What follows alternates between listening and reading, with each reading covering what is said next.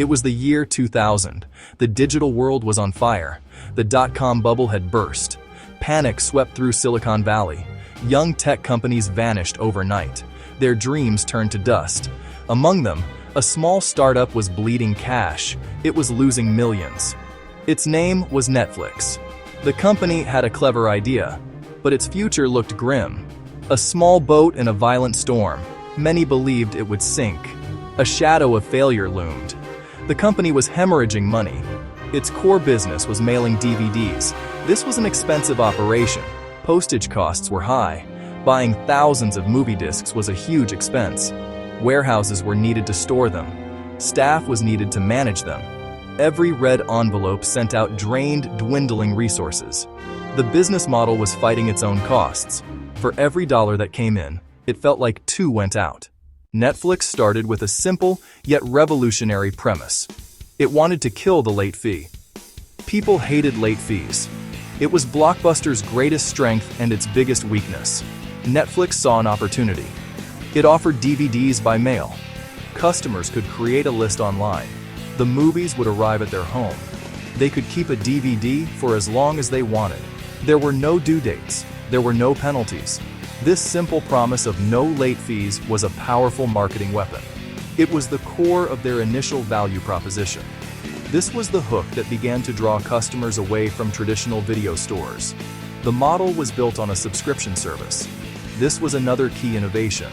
Instead of paying per rental, customers paid a flat monthly fee. For that fee, they could have a set number of DVDs out at a time. As soon as they mailed one back, the next one on their list was sent out.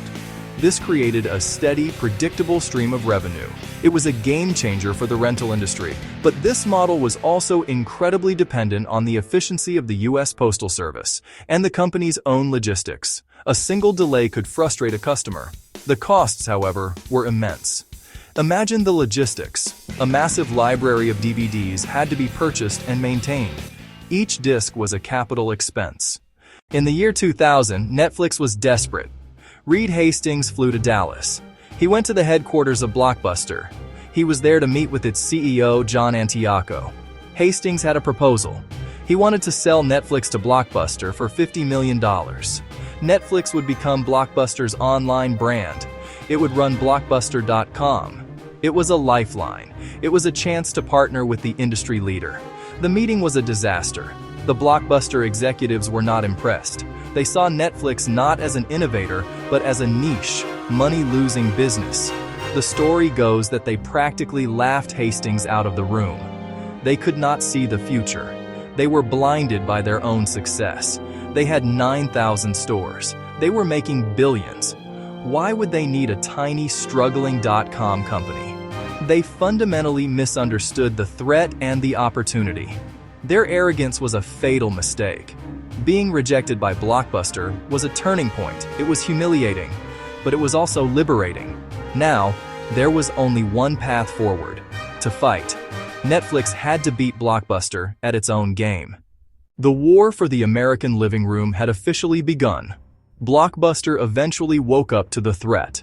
It launched its own DVD by mail service called Blockbuster Total Access. It was a powerful counterattack.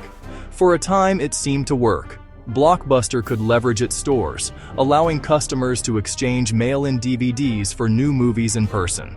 This put immense pressure on Netflix. The giant was finally stirring. The battle with Blockbuster was fierce, but the leaders at Netflix were already looking beyond it. Internet speeds were getting faster. Technology was improving. They saw a future that did not involve plastic discs or post offices. They saw a future where movies could be delivered instantly over the internet. This was a radical idea in the mid-2000s. Most people were still on slow dial-up connections.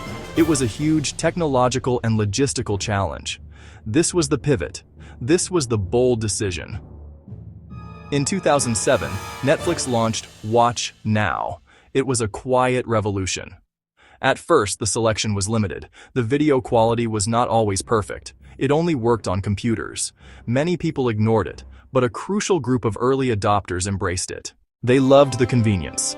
They loved the instant gratification of clicking a button and having a movie start playing. This was the future. And Netflix had a head start. They were collecting data. They were learning what people watched. They were understanding viewing habits in a way no company ever had before. This pivot fundamentally changed the company. It was no longer just a logistics company that mailed DVDs. It was becoming a technology company. It was becoming a data company. Soon, Netflix was available on game consoles, smart TVs, mobile phones. The company was willing to cannibalize its own successful DVD business for a shot at a much bigger prize. It was a brave, forward-thinking strategy. They were not just adapting to change, they were creating it. They were leaving Blockbuster, a company stuck in the physical world, far behind. The final act of this corporate drama was swift and brutal. As Netflix's streaming service grew, Blockbuster's empire crumbled. Netflix had not just won, it had completely redefined the industry. The key is the willingness to make bold, strategic pivots. Netflix succeeded because it was willing to disrupt itself. In a world of rapid technological change, the greatest risk is standing still.